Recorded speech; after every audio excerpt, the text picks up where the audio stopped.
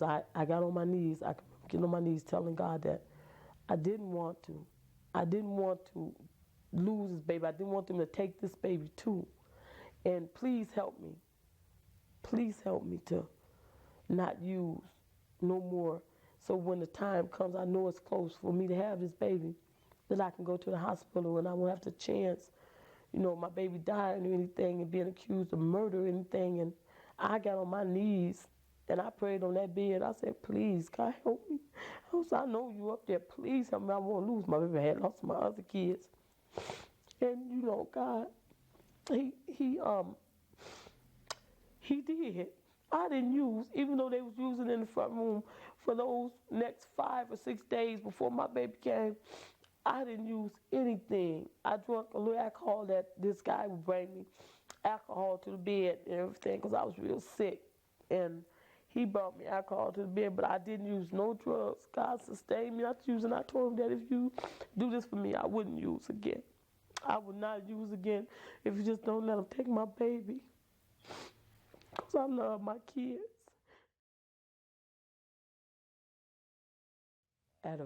When I was very young, I had to be about, I can remember far as back as being about 7 years old when I first had my spiritual awakening of God. I had went to the store and I had stole something from the store.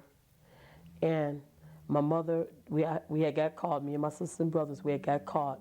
And the guy that owned the store called my mother and let her know that we had got caught stealing. And I came back and my mother was getting the belt or the switch together, whatever you want to call it, and saying that she was going to whoop us for it. And I went outside and I looked up to the sky.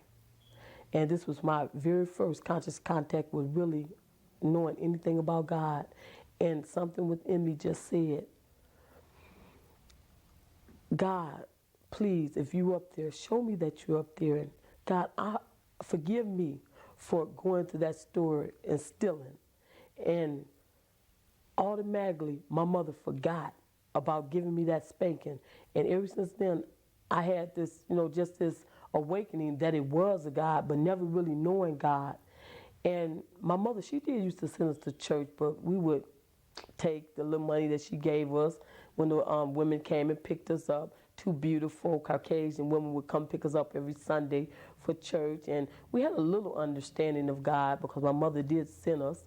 But as time went on, my father, he was always away working.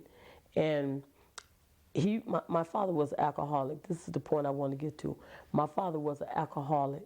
And him and my mother, they really didn't attend church and nothing like that. So we really didn't have a full background of going to church or no knowledge of God or, God in people's life. My father was an alcoholic and he shared that with me. He used to give me a corner out of his bottle. After he would drink it all, he would share a corner with me. Me and my father had a great relationship and he shared that with me. I can't fault my father for that because he was an alcoholic and he had really no knowledge or understanding what he was doing. And when I was about 11 years old, I started my smoking addiction. And my father also enabled me in that by not letting me smoke at school, but he would give me a cigarette every morning and tell me not to smoke at school and different things. My father was one of the best men that ever lived, but he had these addictions. And as life went on for me as being, as I call, an average black ghetto child raised in the center of the ghetto, different things just started to come forth in my life. First it was the alcohol, then it was the cigarettes, then it was the wanting to leave home and not listen to my parents and stay in school. Then it was the guys, at a very young age, and then came the babies. And I'm going to start right here where I remember after my oldest child was born, she was born legally mentally retarded because I decided that I was going to try to take some Humphrey 11s. I was only 13 going to 14 years old to get rid of my baby. And it didn't work. And my baby was born as she's born today, and she don't mind me sharing this story. And I was 13 years old. I was drinking. I was trying acid with my older brothers or sisters, and I was going out to the bar. I was liking all the stuff that Satan had to offer me. And I ran into a guy that I really liked it, and he was into the IV using, and I was a little heavy then. I think I was maybe 14, 15 or 16, and 14, maybe about 15, and he introduced me to pollutants, some called pollutants, said if I take these that I could get thinner, and later on I tried that, and later on he introduced me to the IV way. And I liked this guy, and I liked it being with him, and I let him put that needle in my arm. I can remember this. I can remember him, saying it's not going to hurt or anything like that, and I let him put it in my arm, and at the same time he was feeding me Valiums to put me to sleep, to keep me asleep once he went out and hustled. And as time went on,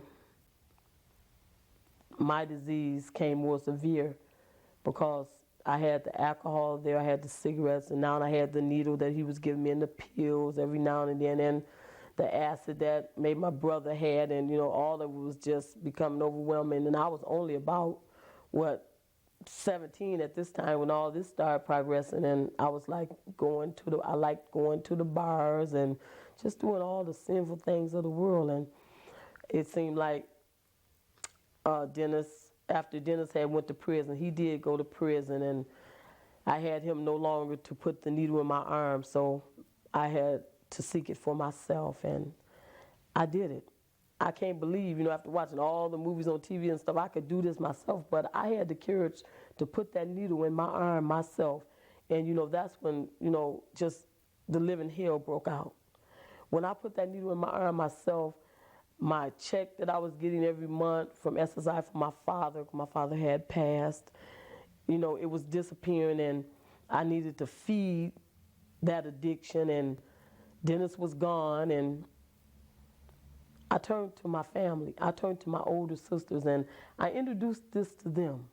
I told them it was a nice high, and it made you feel good, and you even lose weight on it. And I honestly put that needle in their arm, and it just started a whole warfare of just bad things happening within my family, because out of 5 sisters, I think I had addicted 3 of them already. And the drinking, the acid if I could get it, and Dennis was gone, and it was just chaos. And being around the friends that he had introduced me to, life had really took a toehold for me. One thing I had decided I wouldn't do before I started drugs was drop out of school. I dropped out of school. Here comes another baby. Life was just so chaotic. I mean, it was just really a long journey through hell. At the age of about 17, here I am drinking heavy, doing IV, any kind of drug I was getting. I got introduced to the street life of, after my check was gone, I would go out there and I would sell my body to get the drugs. Then I got introduced to heroin and coke, and I would speedball that, and the babies kept coming, different daddies, different guys, and life was just getting real bad. I can remember about the age of 20, I was well off into my addiction. I mean, I was just running up and down Division, and Division here is the stroll where, prostitutes, they go stand and trying to get those pollutants, and my children was with anybody that would keep them. The children that I had 2 children or 3 at this time, and my mother was just, she was overwhelmed because this was me. I was going in and out of jail for stealing, whatever. however I can get money to feed this drug, taking from my family, breaking in their homes. It was real bad. It was real chaotic. It had got real bad for me. And the babies kept coming. It's funny how the babies keep coming in addiction. And they were addicted. I looked up and I had about 5 of them. Men, not staying with the dads, just laying down, giving my body away either for money or for free. The drugs, the alcohol, the stealing, the lying. It was so chaotic for me. Then I went to prison. And after I went to prison, I got a little glimpse of what life could be by going to church. I went to church in prison. I attended church and everything. And then I got out of prison. And I sort of caught a glimpse of that. I didn't want to, I really didn't want this life. I had to be maybe about 22 or something like that, that I really didn't want this life. And my mom, she was on me. The babies keep coming, Tootie, you on drugs, you keep going to prison, you keep going to jail. And when it really started to turn around for me, I was going through all this, this long journey. I'm only, hitting on half of this, but it was real bad. When it really started to take a turn is when I went to jail. I went to the county jail. Me and my sister got caught for stealing some coats out the Kmart. We were trying to feed our addiction. I had my sister and all them wade into addiction. You know how Satan can use us to manipulate, to hurt somebody else and to, destroy somebody else's lives, as I did my children and my sisters. I truly regret that today. And, me and my youngest sister, we went to jail together. And, God, he was intervening then. We picked up a Bible, which we hadn't done since we were children, going to church where Mama used to send us with the ladies. We hadn't done that in a long time. We picked up a Bible, and we read the back of it. We started reading Revelations. We was in the cell together, and we started reading Revelations, and somehow the Spirit of God it hit me, and I wanted to understand more about that Bible, and so did my sister. And we were, talking about how we were going to not, go back out there and do the things we were going to do. And, we ended up getting split up. The jail was packed, and we had to be split up. But I can remember God sort of coming in and intervening in my life then, and sort of telling me that he had something better for me. I went and I did time then, and I was trying my best to be close to God. I really didn't know too much about God, but I was trying my best to be close to God and telling some of the ladies in jail that I was going to try to change. And I was still smoking and stuff, and testimonies, when you got a testimony for God and you're trying to do something for God, sinful things just don't set well with testimonies. But I was trying. It's always good to try. I was trying. And so I did. I was still smoking and everything. I got out of jail and I went back to my regular old way. And this was at a time I think I had like 3 children, and I got real sick. I had got real sick with my 4th child, my girl. And my mother, she had to, right after I got out of jail, she had to come live with me because so I couldn't walk. At this time I was using pills. I was melting down pills and, putting them in my arm, anything that I could get. And I went right back, after God had gave me that glimpse of him, I went right back to using that time. And I went to using them pills, and I got real sick where I couldn't walk, and I was pregnant again, another baby. I was pregnant, and my mother, she came from up north to try to take care of me. I'll never forget that. She came to take care of me, and their dad had left me, and she came and she put me in a better apartment because I was in a little bitty apartment with all these kids. I think I had 4, And she came and she got me a bigger apartment, and she nursed me until my baby was born. But the sick part about this is, while my mother was doing all this, I was still trying to use. I was still, she would go to work and I would sneak and have some people over and had that baby in my stomach trying to use, not knowing that I was affecting that baby like that. And my mother, she came, she put me in the house and she told me, she said, why don't you try to go get you some help? The baby's still coming, you're still in addiction, your life is a living hell. You'd be better off dead than to live like this. And that really hurt me when my mother said that,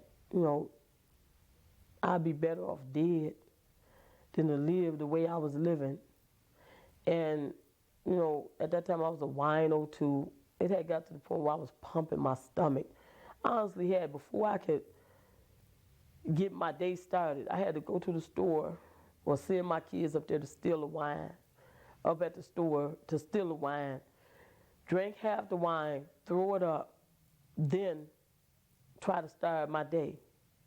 And, my mother, she took me in and I wouldn't stop. I would start selling the stuff she was buying me, and, she bought me all kind of beautiful stuff, water, beer, stereos, and trying to help me, get through this. And I didn't want to go into treatment, but after a while, when I had really hit rock bottom and did my mother so bad, car windows broke out from trying to take people drugs, just doing all kind of chaotic stuff and hurting my mom and my children, I decided I was going to try to go into a rehab for 3 days. I did. I went into a rehab for 3 days, and you know what I said? I looked around and I said, I'm not like these people. I'm not like this. I didn't even think I was bad as some of those people that were in there. They was talking about they had waking up, they didn't know what they did, they were sleeping in the streets, and I said, no, I ain't doing that. I'm not in the streets yet. I ain't sleeping in the streets yet. I got a house. I didn't feel that I was as bad as these people. But the yet's to come. Have you ever heard of the yet's to come? So I did them 3 days and went back home with my mom, and the yet started to come. I even brought my mom into this madness. She went out and found some people that could sell her some of this stuff to sell, and I know my mom, she probably, wouldn't care if I say this, but she did try. She tried everything to feed my codependence, trying to help me in this, that I wouldn't have to go out there in the streets, and I wouldn't, have to go out there and sell my body and be stealing. She tried everything to help me, and didn't nothing work. So after a while of chaos and madness and doing my mother so wrong, I decided to put myself into a longer term treatment. So I went in Glen Bay and I stayed in there 28 days. I liked the program. See, as I'm talking, you never really heard me say that I dropped out of school. I did drop out of school, and I didn't have an education. So when I went into this treatment, they offered me a lot. They offered me change. They offered me to learn how to get back up and, get up in the morning, wash my face instead of getting up trying to run out and look for a wine or a hit or, who I could snatch their purse or try to, go in somebody's house and get their money. They offered me, a lot of tools for recovery. And the treatment center was 28 days. I did finish the treatment center and graduated, but I still hadn't hit rock bottom. I got back out to the treatment center. It was a nice treatment center. They fed us good. They gave us all the tools. I got back out, went right back to the streets. And by this time, my mother, she was fed up. She had the kids, and I was pregnant again. I got 7 kids. And she looked at me and she told me, she said, why don't you just have your tubes tied, Wanda? I mean, keep doing this. I'm trying to help you, and you don't have a life. Why don't you have your tubes tied at least so the babies won't keep coming? But you know what? I looked at my mom and I said, deep down inside of me, I focused back on what God had did when I was at that very young age when he had stopped me from getting that spanking. I said, Mama, one day I'm going to have a husband to come to see me at the hospital. I ain't going to have to sit up there by myself, to bring me flowers. I'm going to have a child by my husband. And she looked at me, in tears. She looked at me. I said, one day God's going to bless me. One day I'll have a life. And I was serious about that. My mom, she was trying all she could to help me out of this stuff. So we put our brothers and our family through. We, in addiction, I know it's hard to grasp and cure about that.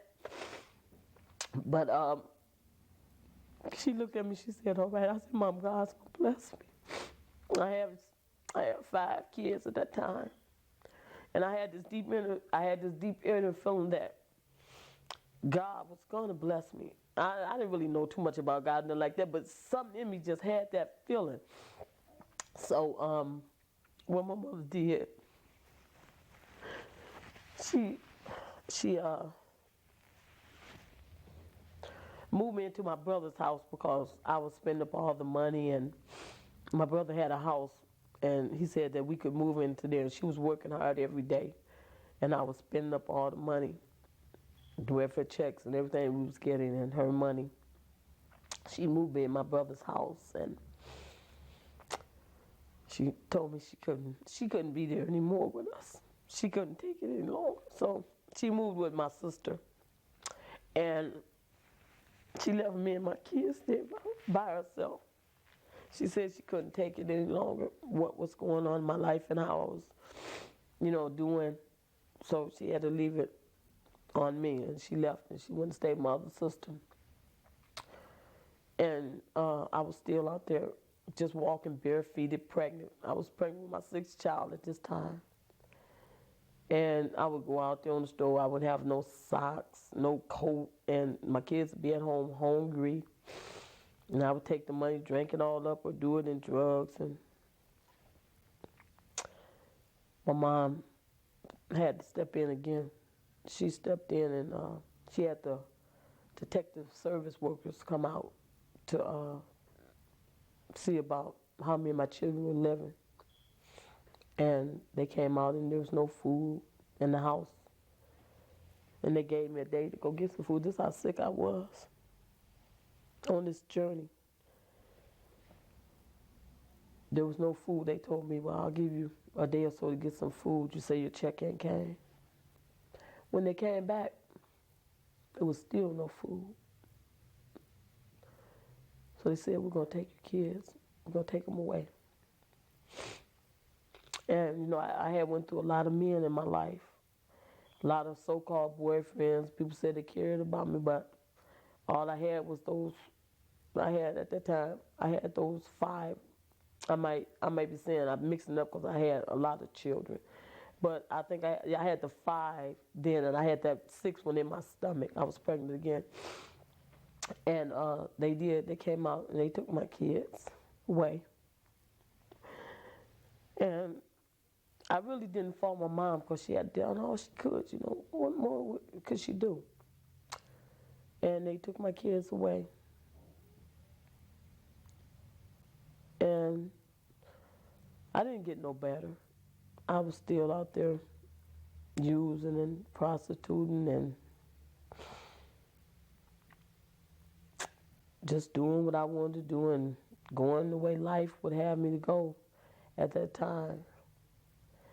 I can remember one time laying over my sister's house. They were all using. We were in it so bad, all 8 of us. All 8 of us had started using. My mother had 8 kids, and all of us was using.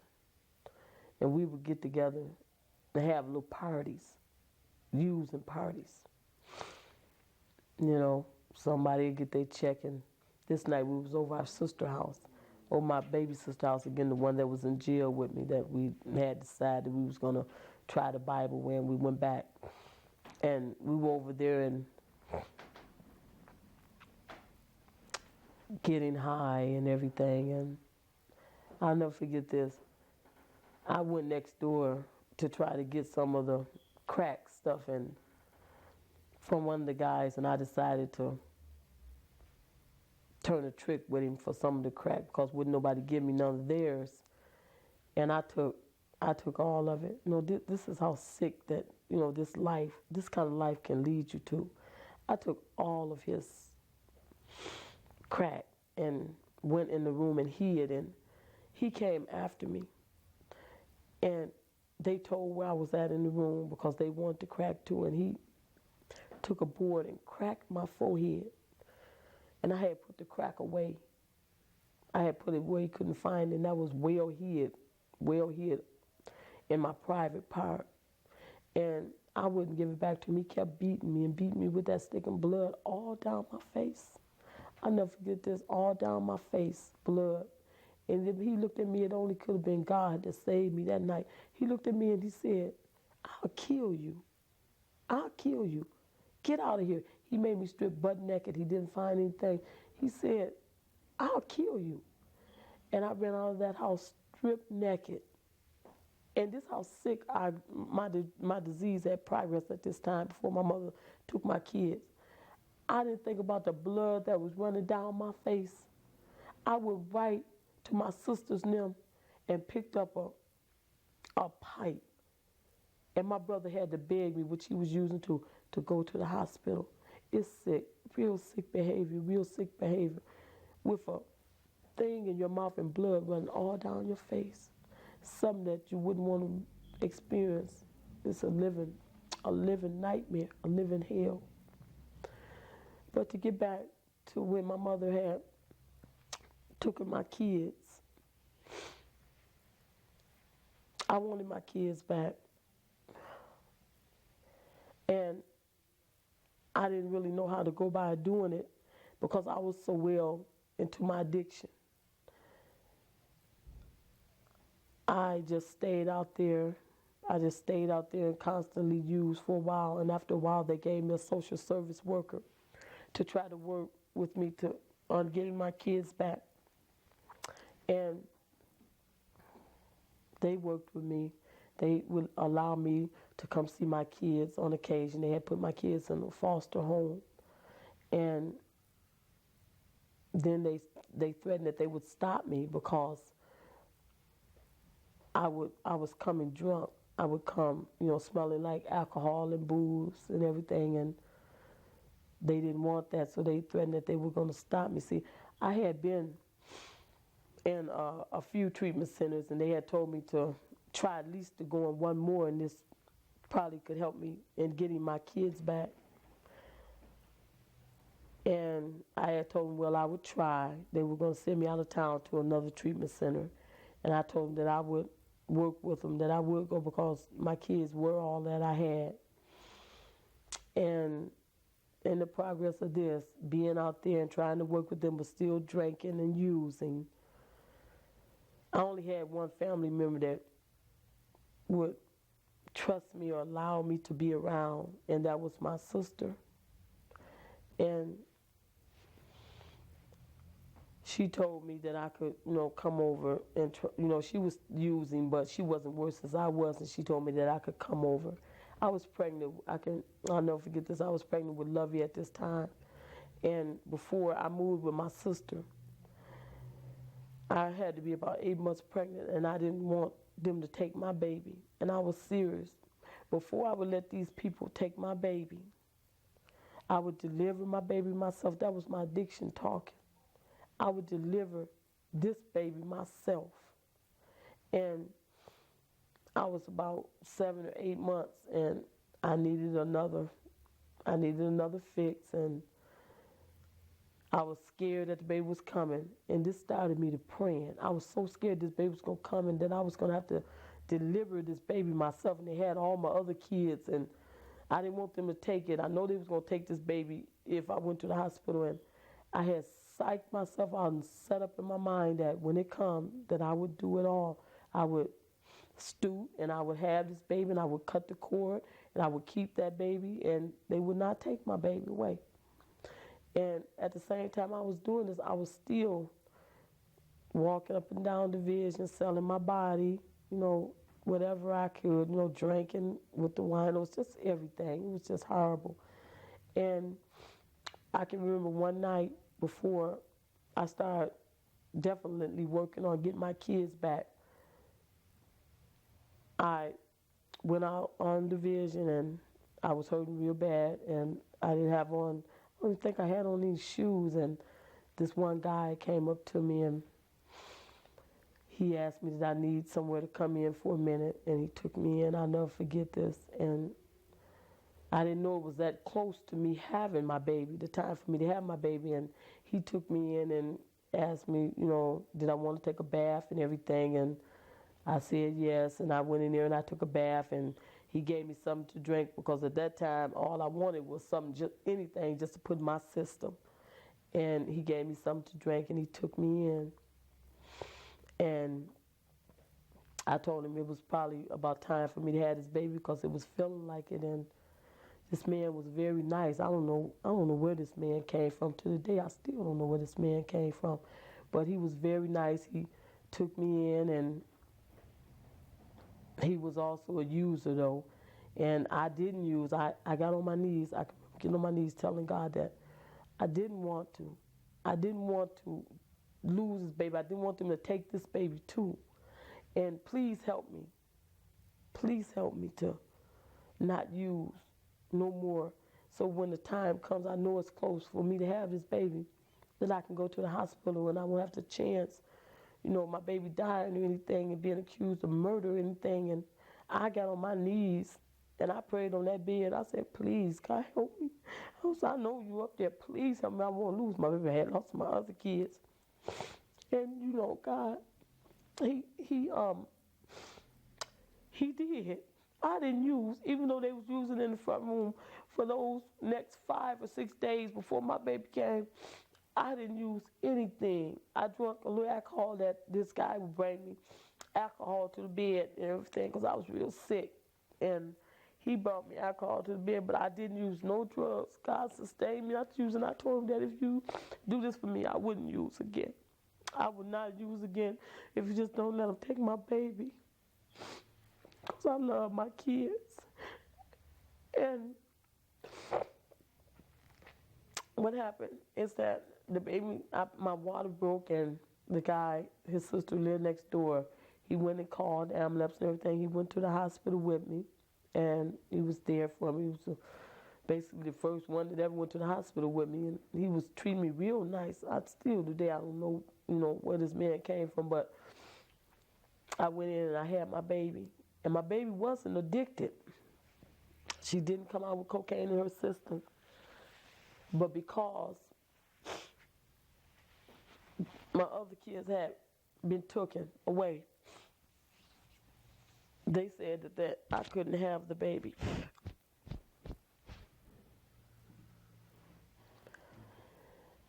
It came time for me to go to the hospital, and this guy, he went over to his sister's house and he called the ambulance, and they came and got me, and I went to the hospital, and my baby came out, and I was so happy because, God, even though I really didn't have a very good understanding of God, God had proved faithful, and my baby wasn't addicted.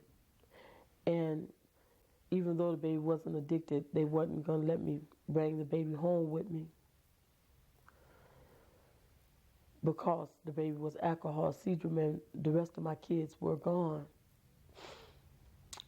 So I went and I left the hospital, and the baby's grandmother on the father's side, the daddy of the baby, his mother came up to the hospital and said that she would take the baby home. And I praise God for that, for having her beside me. And I went back to the guy that had took me in and everything, and he was just so wonderful. I just wish that he could have been my husband, and I really liked him because he took care of me. He fed me, he cooked for me. It was just wonderful how he took care of me and allowed my baby to, help me with my baby like that. He was the first guy that ever was there with me with any of my children. And I went back on my word to God. See, God is a forgiving God, a loving God. I thank God for being God because I went back on my word. I had promised God if He would let my baby not come out addicted, that I would not use ever again. But, I stood to God. I went back on my word because as soon as I got out that hospital and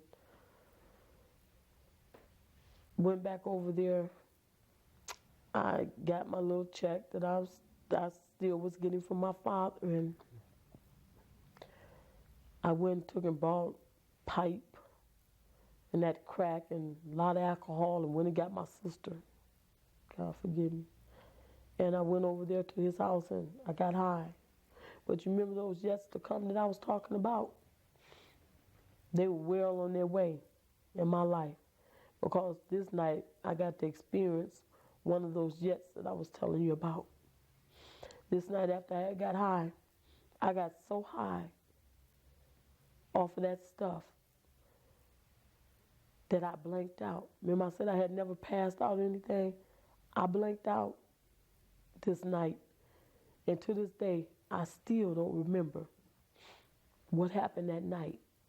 All I remember is getting up off those front steps at my friend's house and knocking on that door, banging on that door and asking, what happened? What happened? Why am I out here? And he looked at me and said, I don't want to have anything to do with you ever again.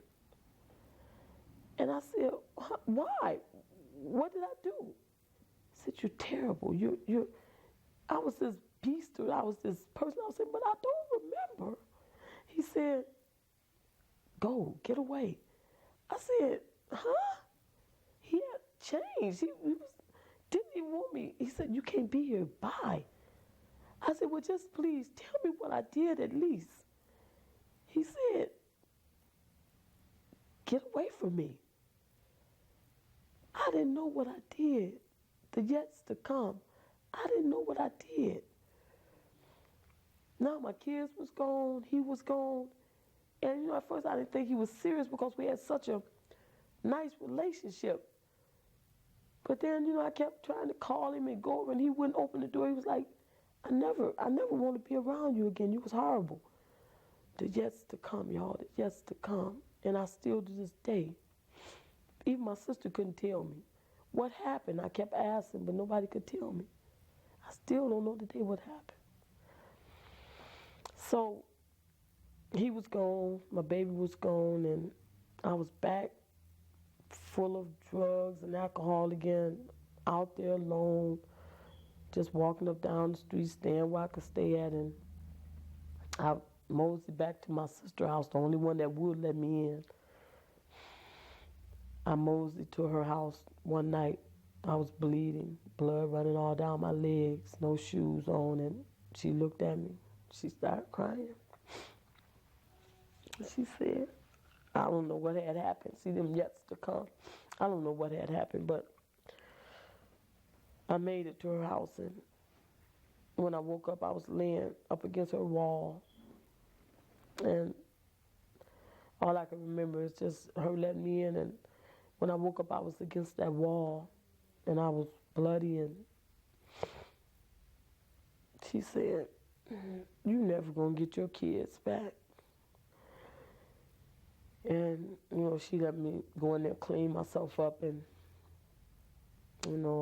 all I wanted was a drink. And she was a social drinker, and she gave me a couple of drinks, and, she was just like, Wanda, I'm denying you as a sister. I'm denying you as a sister. I said, I can't help myself. She said, I'm denying you as a sister. You ain't gonna never get your kids back. And I said, I don't know what I said. I just wanted something to drink to take the pain away. And she gave me something to drink. And the next day she said, would you do one thing for me? She said, would you She said, Tootie, would you listen? They used to call me Tootie. She said, would you please listen to this tape that I got? And I listened to no tape. You know, I wanted a little bit of her vodka that she had for her old man. She said, if you sit down and listen to this tape, I'll give you some vodka. If you just sit down for a minute. Because, you know, I was running in and out of there. And I sit down and I said, all right, if you give me a shot, you know, I couldn't get no money from nowhere. My check was all gone and everything. And I said, if you give me a shot, I'll sit down and I'll listen. And I sit down, and it was the Wymans, BB and Cece, before they separated from the family. And the man on that tape sung a beautiful song that I'll never forget, that stayed in my heart. It just touched me. I don't know, this song he sung, he said, everything God ever touched was a song. Most importantly, he touched the bird, and that's a song. He said, there's no need to worry what the night is going to bring, because it'll be all over in the morning. And he talked about how he had all the riches. He had a beautiful wife, beautiful car, beautiful home, but he had no peace, no love. He didn't feel it. It just wasn't there. And he said, I remember the Bible. He said, I remember the Bible my mother gave me that sits on that shelf. And he said it was full of dust. And he took it down and he opened it up. He said, ever since then, he's had love and peace and joy, you know, with his family and all the riches that he has. And I said, it caught me. I said, well, don't worry what the night is going to bring. It'll be all over in the morning. And if God can do this for him, and he rich and he got all this and famous, well, God, what about me? I didn't have really no understanding of God. I always believed that there was a God. I know man to make all this big, beautiful world in my heart. And I went in the bathroom, you know. He sung a great testimony, and I ran to the bathroom, and I got on my knees, and I said, God, if you do all this for this man, I said, God, what about me? I know you ain't put me here to be no drug addict and no dope fiend. I said, and I know there's a God up there. I don't know what to call you. You know, I didn't really know nothing about Jesus. All I know was God. I said, I don't know what to call you or, you know, how you exist or nothing like that. I can't see you. I can't touch you, but I know you up there. I said, God, can you please do something for me? I was on that toilet, down on my knees. I said, God, can you please do something for me? God said in my heart, I heard it and I'll never forget it. He said, I'm preparing a road for you. And all you have to do is walk down it. And I heard that small, still voice. I said, God, I believe that you came and you died for us. And all my life I've been taught about and heard about Jesus. And I said, God, my children gone. I know I got my children, but I said, I never had no husband. I was talking to God just like this. I really didn't know how to pray or nothing. I was just talking, just like I'm doing now. I said, I really don't know you, but I said, God, can you please help me? I said, could you please? I even asked God, I said, one thing was I was in this conversation with God, I said, I would like a husband. I'll never forget, I said, God, I would like a husband like you. I said, somebody to love me. I don't care how they look. I don't care if they ain't got no money. But you know, they've been telling me ever since I've been in treatment that I'm codependent. I said, I want somebody to love me, to hold me, somebody I could talk to. I know you gave me my children and I got you, but I can't touch you. I can't feel you and stuff. So can you please give me somebody that I can talk to and somebody I could be with. I opened up just like that. Not in a real prayerful way, just in the way of just talking to God. And God intervened. I got up from there. Now, this is the miracle part about it. I'm in this house with my sister with all this liquor. Everybody coming in, they're listening to their songs, they're doing what they want to do, drinking. I mean, Satan sent all the drinks that I wanted right there. He sent a friend over, a good friend, and she had all kind of drinks and everything. I got out that bathroom after I had said that prayer. Now I know where it comes from. Then I didn't. It comes from Romans 10:9. If you confess with the mouth and believe in your heart that Jesus Christ dies and was risen for you, then thou should be saved. I hope I said that right. Let me read it. I want to read it for you, just what it says. Then I didn't know this scripture, but now God has afterwards, because God, he don't need the scriptures to reveal something to us. He revealed this scripture right here, Romans. It came to my heart, Romans 10:9. It says, if thou shalt confess with thy mouth that Jesus, with thy mouth, the Lord Jesus, and shall believe in thine heart that God has risen him from the dead, thou shalt be saved. And all God's word is true. Because that day forward, I got up off that bathroom floor. I went back out there where they were doing all the drinking and listening to the music and everything. And I looked at, the drinks, and I looked around and I seen a pop. Now this is the miracle of God. I looked down there at that pop and I looked at that bottle and I picked that pop up. I picked that pop up and I said, no, I'm not going to touch it. I'm not going to touch that bottle. I'm going to drink this pop and just listen to what they're listening to. And I can remember my sister coming and saying after she seen I did that, she said, Wanda, I was talking to a friend and he told me they had a NA and AA meeting down at Sheldon. You can go down there, Wanda, and go to the AA meeting. And I said, where is it at Sheldon Complex? Because we didn't have a car or anything. She said, yeah, you can walk right down there, Wanda, and maybe go to a meeting tomorrow. She said the meeting's from 7 to 8 o'clock. And I was like, well, yeah, maybe I can do that. It's amazing how God works. It's truly amazing. Because even though my sister, was in a light addiction herself, God was using her to lead and guide me to him. She said, and also, Wanda, she was just piling me up. She said, it's a little church down the street. If you want to go down there, I'll go with you Wednesday. I said, okay, Mercy. Automatically, I was changed. I said, okay, Mercy. Well, we'll go down there Wednesday. And I got up that morning. I had a new sweatsuit I had, but I hadn't put it on. And I washed my face. I looked in the mirror. I said, hey, I feel pretty good. And I seen that wine bottle sitting over another cabinet. I said, nah, I don't want that. I said, I'm going to go down here to this temp force, and I'm going to see if these people will give me a job. And a little still voice on the way said, Wanda, when you go in there, I want you to be real polite to the people, and they're going to give you something to do. Be real nice and polite. I said, okay.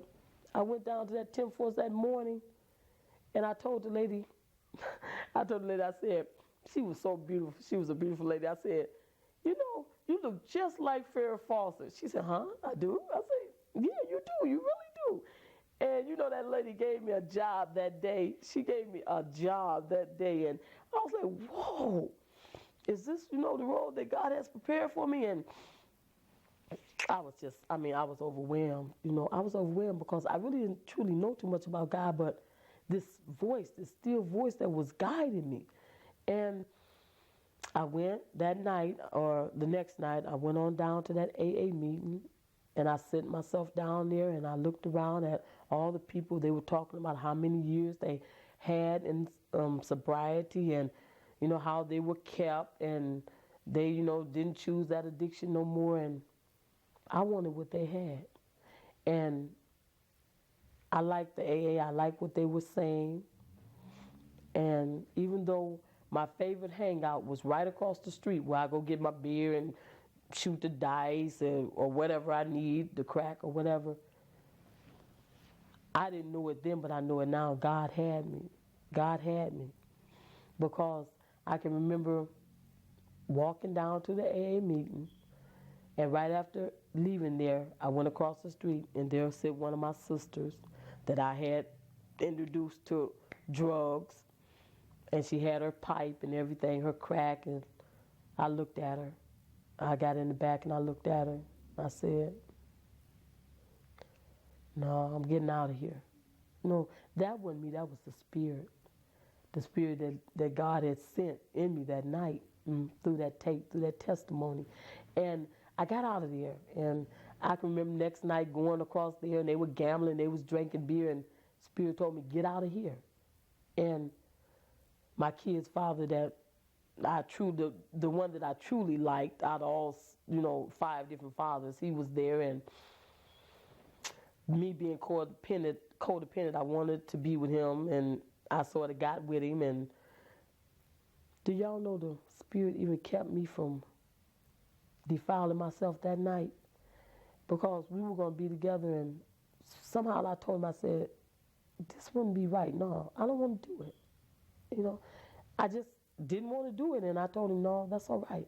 Because I remember I had asked God for a husband, and I truly just didn't feel that he was the one at that time. And I said no. I was able to say no, but it wasn't by my power. It was by the power of God.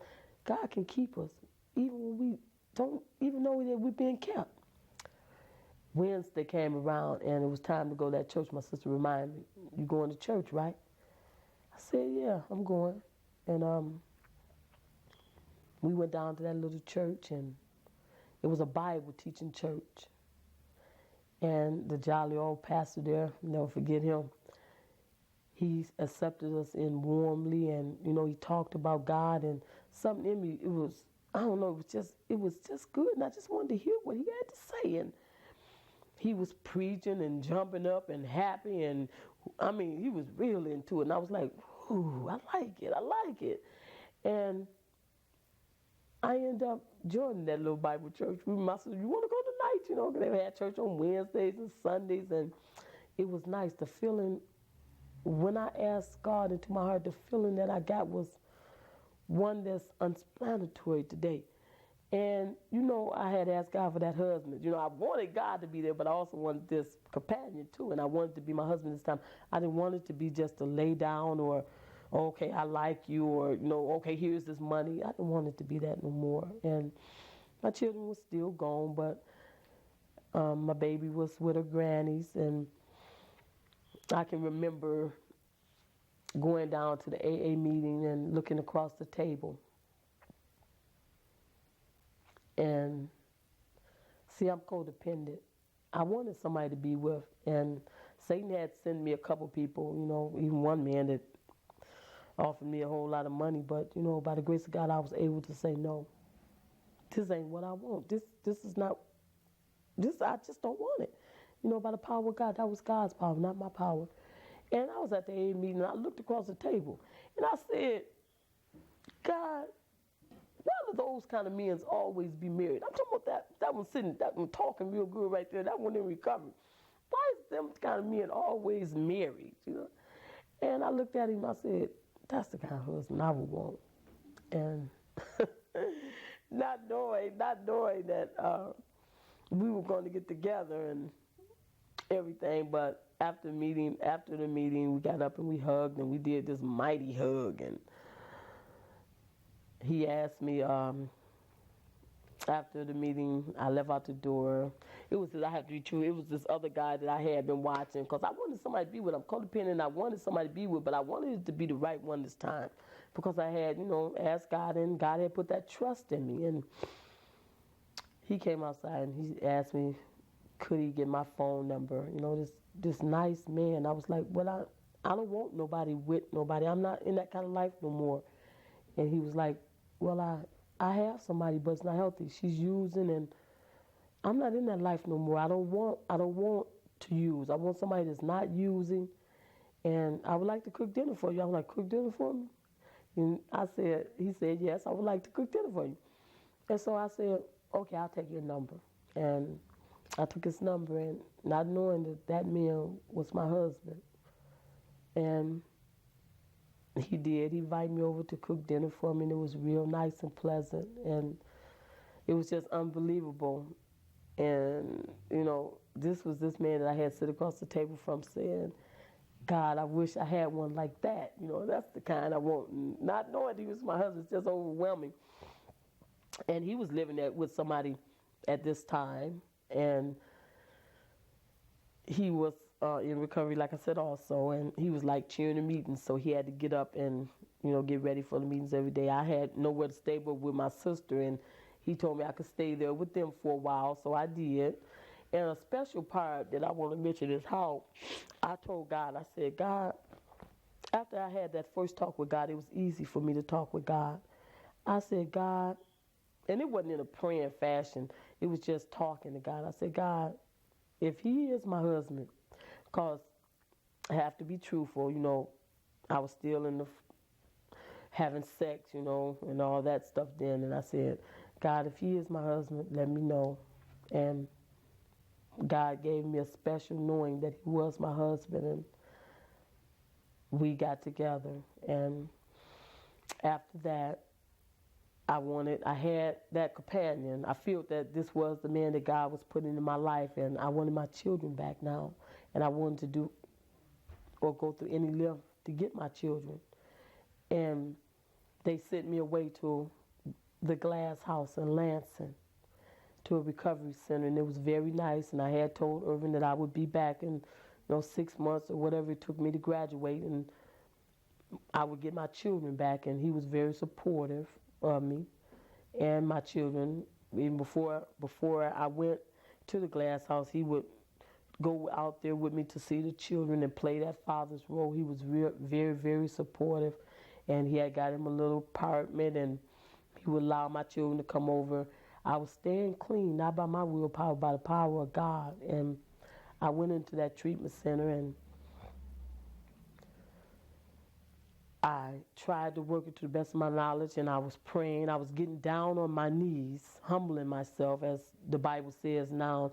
It's funny how these little scriptures come back. Then I didn't know the scriptures, but now I do. And the things that God was allowing me to do, even though I didn't know the scriptures, then he had engraved it upon my heart. And, he was interacting this in me, even though I didn't have it all like I thought I did. The scripture comes to mind now, Chronicles 2:7-14, where it says, let me go there right quick.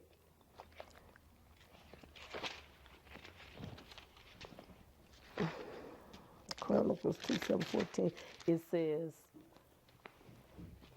if my people, which are called by my name, shall humble themselves and pray and seek my face and turn. Remember I said God allowed me to turn from their wicked ways. Then will I hear from heaven and forgive them their sins and heal their land. And God is faithful. I didn't even know of scriptures in the Bible was, of this sort was in the Bible. I didn't even know how to turn a Bible, at this time. But he was engraving this in me through the spirit that he had sent when I got on my knees and did Romans 9-10 to, confess that, God was Lord. And I was praying, and I was in this recovery center, and everything was going well, and I liked it, and I was hoping that Irvin would, keep and stay, and we could, I could get out and we could go see the kids, and maybe God could bring us together as I had hoped, and he could be my husband. But things didn't work out like that. I was smoking, and I got caught smoking. It was no smoking in this rehabilitation center, and smoking was automatically a discharge. And I got discharged, and I was like crushed, but God wasn't crushed. He gave me the ability to have faith in him. This is my first acknowledgement of faith in God. I got on my knees and I said, God, I was sorry for smoking because I wanted to do this treatment. I wanted my kids back. And I said, I'm not going to give up faith because you did this for me. Kept me out of that situation. You kept me from the men. You kept me from that crack with my sister. You gave me the meetings. You gave me that church. I said, God, you can give me my kids back too. I tried man's way, failed. I said, but God, I know you can give me my kids back. It would take a miracle now for them to give me my children back. I said, but God, can you please perform this miracle for me? I want my children. I'll do what I have to do. I ain't going to go out there and use. I got to leave tomorrow, but I'm not going to use. I said, God, I know you can help me. I know you can perform this miracle for me. Please perform this miracle for me. I got out of that place and I went back, and first when my sister came pick me up, I wanted to go and see was Irvin still there, when he hadn't, found nobody else. I had been going about a month or so, and so I went to the meeting, and there Irvin was, still sitting there cheering the meetings, and he was like, oh, you back? And I said, yeah, I got kicked out the program for smoking, and nobody really believed that, but that's what happened.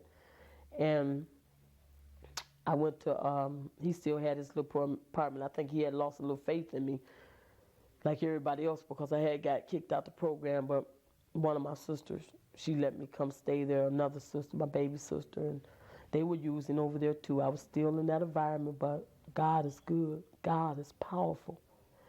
I had the strength to say no, even though they were using, and I wouldn't advise nobody, not unless you were like me and you didn't have nowhere else to go in a situation where they're using, but God can keep us even in that if we have faith.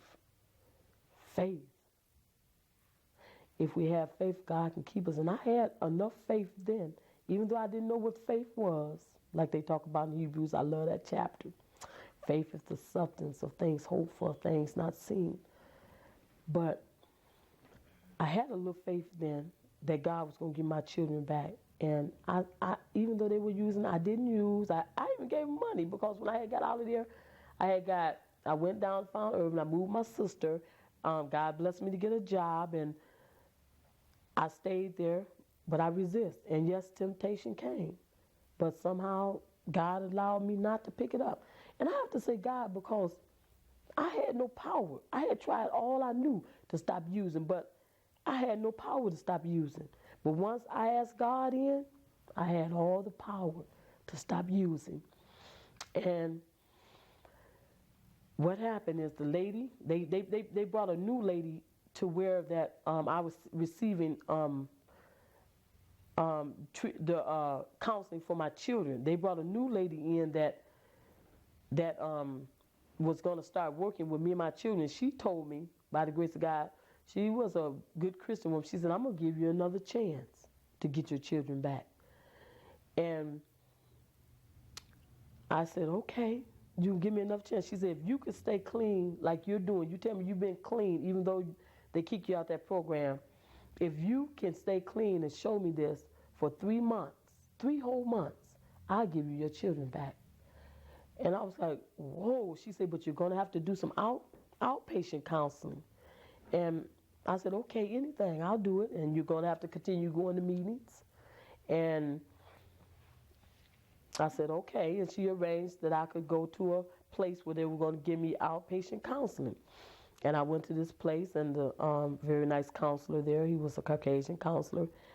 He told me to make a list out of all the things that I wanted to accomplish, short-term goals.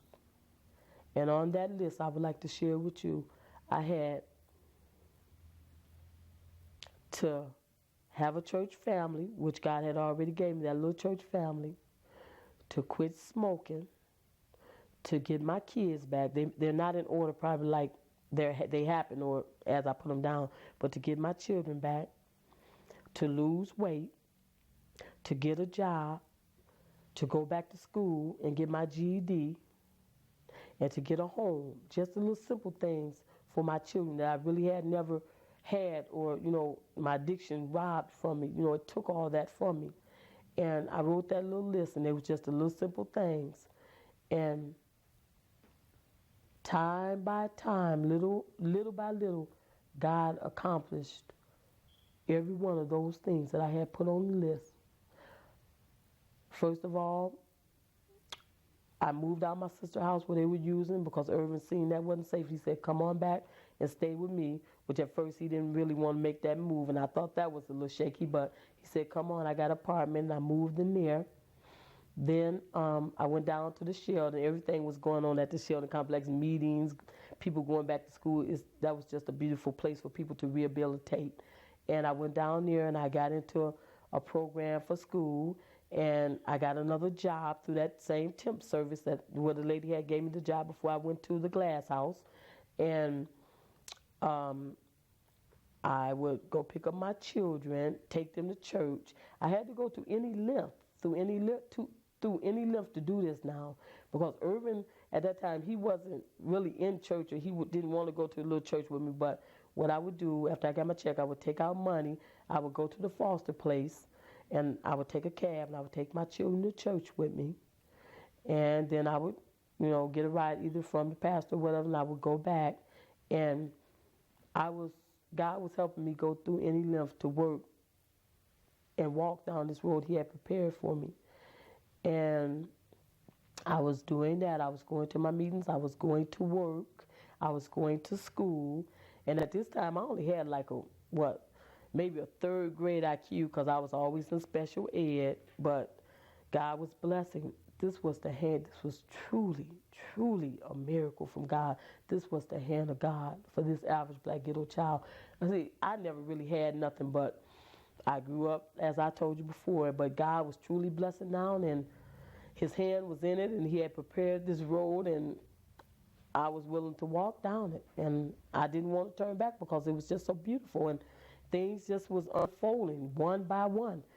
Even my mom, she came back in, and she was willing to help me. She said she was going to buy us a little car, and I had to go back and get my license and everything. I had to do everything all over, but it wasn't me doing it. It was God doing it. And he was just unfolding all this stuff one by one. And it was just beautiful. I was going to school. My mom had helped us get a little car, and I was working and going to my meetings and going to church, and it was just so beautiful. Life was starting to unfold for me, and it didn't stop. It didn't stop right there. After the 3 months went by, my social worker said, you did it. I ain't do nothing. God did it. You know what? She was like, you did it. And they helped me get a house, and they gave me my oldest daughter back. We had nothing in the house but the beautiful people that God had put in our life down at the church. They gave us furniture and everything to go in the house. And my kids, like I said, all my kids were EI, because they were born in addiction. They told me that I could get money from the state for them to help out, and God blessed, and they approved that, and I had my house, and they said they would get the children back one by one, and that's what they started doing. Get my daughter back first, and the church gave us furniture, and my income started coming in. Even though I was working through the temps, they gave me more money for the children. And Irvin was still there, by my side. He still had his little apartment. And then God said, got to take one more big step. He was like, you got to get married. I was like, oh, time for marriage now. I was like, oh, thank you, Jesus. My pastor told us, because Irvin had started coming to church with me. See, that's how amazing God is. At first, I had to get up by myself in a cab, go with the kids and everything, and Irvin would just lay there. He wouldn't go to church. But then after a while, he said, I'm going too. And so we started going together. Then the pastor seen that, and he said, okay, y'all have to get married now. And we had got our house, and he said, it's time for y'all to get married, to do it right. And we said, okay. Irvin said, okay. And it wasn't all easy, but he said, okay. And they married us. They married us in our house, because they wanted us to be right before the Lord. They married us, And as time was progressing, they started letting the other children come back, and it was just beautiful. And Irvin was working, and I was working. We had our house. Mama had bought us a car, and we had all that time. We had all all of the 6 kids back, and the church, they looked and they seen another need, and they helped us get a van, a real nice van. God is just so wonderful, so wonderful. God had me go back all the past credit and stuff that I hadn't paid, the stuff I had got from people in my addiction, even the loan shark. I paid all them people, the 2 loan sharks I owed. The credit bureau, I paid them off. God allowed me to pay those people off. God is just amazing. All things different. I got my GED. And the ladies at the school, God can interact through whoever He chooses. The lady at the school said, after I got my GED, she seen more in me. She told me she wanted me to go and get my executive word process. Now, this is a woman that couldn't even spell board. I could only read the is and the in the Bible. But God manifested. God is a good God. I went and I got my executive word processing certificate. And after that, I had an urge to go back and help somebody else. I ain't going to say I can't say I. God put the ability in me where I wanted to go back and try to reach somebody else. And how I wanted to do it, I wanted to be a counselor. Like that counselor had helped me, and everything that I had put on that paper was starting to unfold. And I asked God to bless me to become a counselor. And He did. After I left Davenport with my executive word processing, God blessed me to get in Grand Rapids Community College for sociology. And during that time, I also took my Michigan State test for counseling, which all counselors have to have, and I passed it. Whew, God is good. God was doing so many things in my life. I was volunteering. Volunteering is a great part of any kind of recovery. If you're recovering from anything, volunteer work is a great part. Somebody had told some women at Butterworth Hospital my story and how God had blessed and how maybe I could be a testimony for other women. And they interviewed me and they gave me a volunteer job of working with women, with substance abuse women in the community. All kind of things was just unfolding for me and my husband. My husband was right there, First, he didn't want the big responsibility, but he was right there. We had got married. The church was right there. The AA and NA, we were attending meetings. Me and my husband would walk to meetings before we got a car. We were attending 3 meetings a day, especially my husband. And we were praying. God had interacted and putting us to pray as a family. We had all the kids there. We were getting down praying and seeking God and reading and going to church. And the weight, after a while, after we had been married about a year, Irvin had no children. I didn't mention that before, but my husband that God blessed me with had no children. And he asked God if we were going to have one together. And this goes back to what I told my mother. See, God is faithful. Even when we don't know God, if we're not acknowledging God, He's still faithful. This goes back when I told my mother, I'm going to have a husband. And He's going to bless me to have one child by my husband. And my husband didn't have any children. He has said, he tells me today, he told me then, he asked God if we was going to have one, do it so it wouldn't be so far apart from the other kids. And luckily, I popped up and I was pregnant. One for Irvin. And I was married, though. I was married and I had a beautiful husband. I had a life now. And I had that baby. I carried that baby, and my husband was so supportive.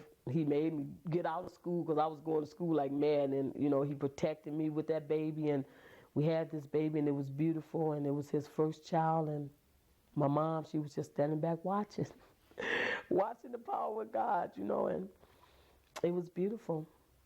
And we had Mary, That was our seventh child. She was born on the seventh day, 91. I was going to school and Irvin was working and he was still doing his meeting. We were productive citizens in society again. I was doing a lot of volunteer work, trying to reach out and help others. You know, anything that I could, anything that I was asked, I would do in the volunteer field, because that's truly what gives us the strength to carry on, is we give it away to keep it. And, you know, I would also like to put this on this tape, because all these great things kept happening and all my addicted sisters and brothers was looking and they wanted to come out too and they wanted to give up the drugs. And in my mind I was saying, well, God, you know, I sort of led them into addiction. Maybe now I'm leading them out. And they looked at my life and they wanted to stop the drugs. You know, God was really ministering and everything was going good. Me and her was going to church reading, but I have to put this part in there too. There comes a time, even in addiction and when you get to know God, where trials and tribulations is going to come.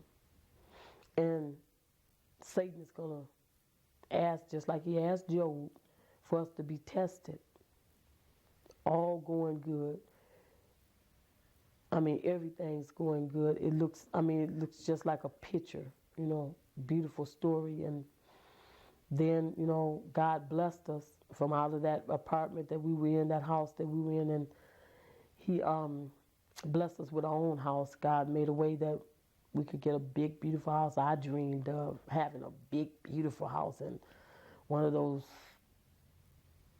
new model minivans. God is so good. I mean, did he say in his word that he would give us the desires of our heart? Did God say that? Yes, he did, didn't he?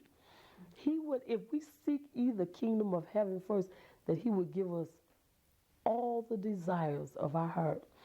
But then came the trials and tribulations, and me and my husband, we had to go through our trials, and some things starting to happen. But God is also faithful and just and merciful, and just will keep us through them. You know, that I sit here today and do this video because through all of that, after we had got the house and the van, and you know, our credit was A1. I never had any credit before, but our credit was shot up to A1 and we could get whatever we wanted because, you know, we had done what we needed to do in society. I think we went a little bit too fast. Or maybe it was just that we were being tested and we took a little fall. But we didn't take a fall for the worse. With the wisdom, as I was progressing in recovery and getting to know God better, he was instilling me with more and more wisdom and how he have to come in the life of his people to and prune them, to make them better, to raise them up to what they should be. All the trials of going through bankruptcy and little things with the children, and some of the children had to get sent away, and you know, life turmoils and trials and tribulations, but God has once again put us back on a straight and narrow path, and life is beautiful. If I just told you of some of the things, and the reason I say this is because if I sit here and tell you that these things didn't happen, I'm not being what God is calling me to be. And somebody out there might be right at the point. Right at the point of what? Right at the point of saying to yourself, God, I've tried you. I've asked you for help. Where are you? Why haven't you helped? Friend, let me just give you a little bit of insight into how God operates. Sometimes God comes through at our point of desperation very quickly. Other times he delays coming through for us. I can't prove it, but I am a strong believer that God has a perfect time for everything to happen in each of our lives. God's timing is always perfect. God sees things so differently than what we see them. And my friend, if you're one of those right at the edge of maybe thinking that you're just going to go ahead and take your life, take your chances in what's going to happen, maybe you're at that point. Or maybe you've said, God, I've tried you. You don't care for me. I know what it's like to pray a prayer of desperation and say, God, what am I going to do? How am I going to handle this situation? And nothing happens. God, I trust you to help me. And nothing happens. I've walked in some of those very painful places myself, my friend. I know how devastating, how discouraging that could be. But it was in God's timing when I got so desperate where I was going to commit suicide to get out of the pain of this life. God came through. He showed up, made himself real. And he will do the same for you if you don't quit on him. He just has a perfect time. He has a perfect way. You need to hear that. You need to know that. Don't take your life. You have unlimited potential in Christ Jesus, both now and for eternity. You take your life, you're not sure where it's going to end up once your heart stops beating. Don't go there. Don't risk it. And now, for those of you who are thinking, well, I tried God, he hasn't been there. Don't stop. Don't quit. He'll be there. He'll come through in his time. His time. And his time is often not our time. Be a little bit more patient. You look back, once he comes through, you'll look back and realize it wasn't the right time for him to come through. My friend, Jesus Christ has all the power to do anything in this life we would like him to do. But we have to be willing to sell out. I'm convinced that many times God doesn't come through, though we are in points of desperation because he knows we're going to be tempted and we're going to go right back into it. Drug addiction for one, but sexual promiscuity and other forms of sin, he knows we're going to go right back into it. And he'll delay until we get desperate enough to dig in and let him take control of our life. Wanda mentioned how she came to realize she couldn't do things on her own. She needed the power of God operating in her life to do them for her. And that's something many times that God wants us to learn. You can't do it. You can't save yourself. You can't save yourself. You can't deliver yourself. You can't do nothing. But Jesus can. And he many times wants to teach us that little incredible truth. No, you can't. But I can. And when you're ready to let go in total desperation and say, I turn this all over to you, Jesus. I turn everything over to you. Everything. And mean it. That's usually when things begin to happen in a positive fashion. Well, my friend, there's no situation, no place on this planet that God can't execute a miracle for you or anybody else. He's a miracle working God. Jesus is a miracle working God. He loves us unconditionally, no matter what we've done or no matter what we do in the future, as long as we won't quit on him. That's the word to end out this video. Don't quit on Jesus. He has the power to accomplish anything because he's fully God.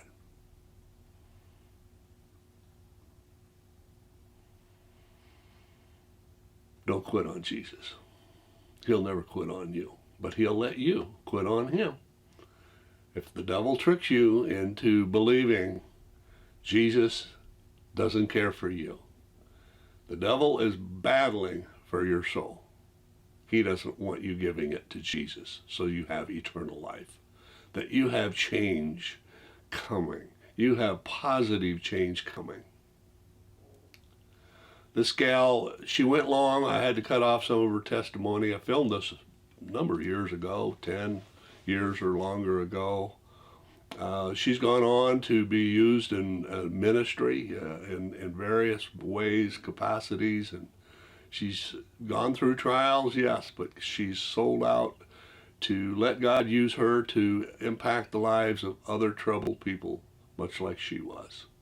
There was a lot of hopelessness in the inner cities, in the ghettos, in the low-income areas, and it's people like her that God can use sometimes the most effectively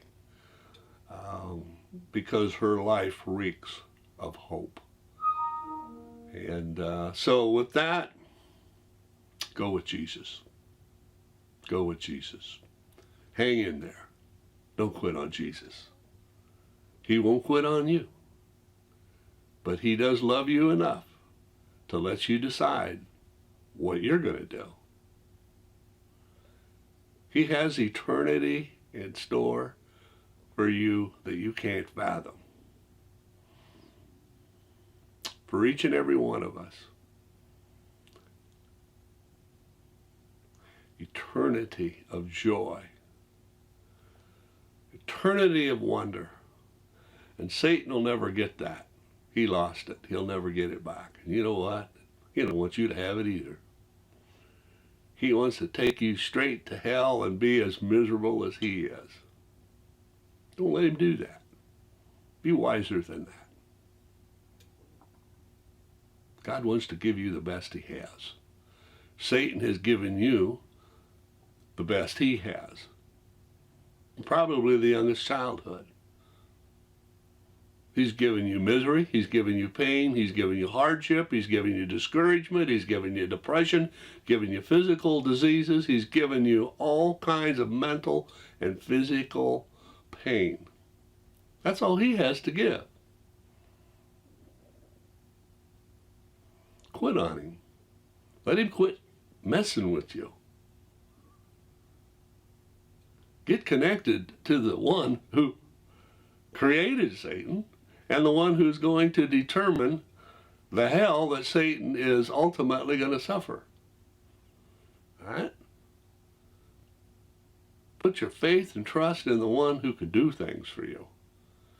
Who can do things for you in this life and through all eternity. Don't let Satan steal your destiny. Be wiser than that. Bless you.